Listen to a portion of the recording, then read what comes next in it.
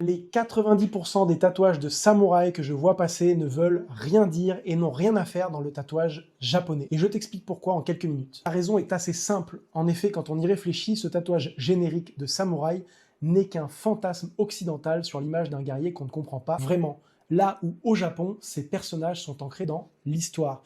Et c'est pourquoi on ne tatoue pas de figures génériques, mais bien des personnages célèbres, qu'ils soient historiques ou légendaires, et parfois même les deux. Souvent les deux. Donc, pour un bon tatouage de samouraï, c'est assez simple. Il faut choisir un personnage précis dans une scène précise, tirée d'un texte ou d'une légende précise.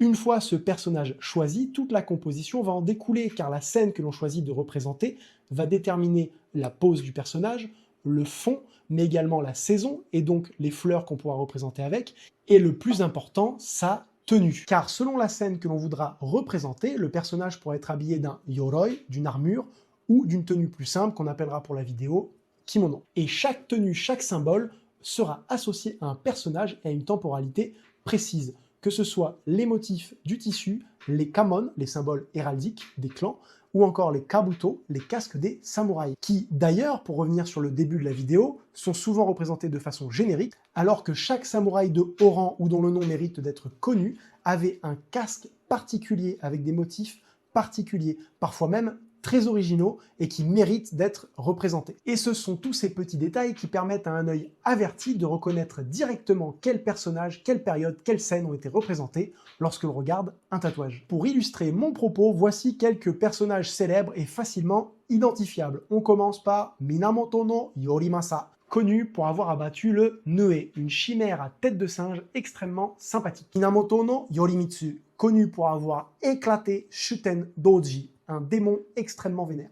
Ou encore Kato Kiyomasa, un daimyo bien réel dont la légende dit qu'il aurait mis un tigre à terre durant la campagne de Corée. Ce sont tous des héros que l'on pourrait qualifier de guerriers exemplaires, historiques ou légendaires. Chacun de ces guerriers partage la même nature. Ce sont des hommes loyaux au service d'un seigneur, d'un empereur, d'une cause, et leur vertu, c'est la fidélité et leur courage au combat. Mais dans le Wabori, il existe une toute autre catégorie de guerriers, les anti-héros populaires, les brigands chevaleresques, dont on a déjà fait état dans les vidéos sur le Suikoden. Il y en a énormément d'autres, et ce sera le sujet de la prochaine vidéo.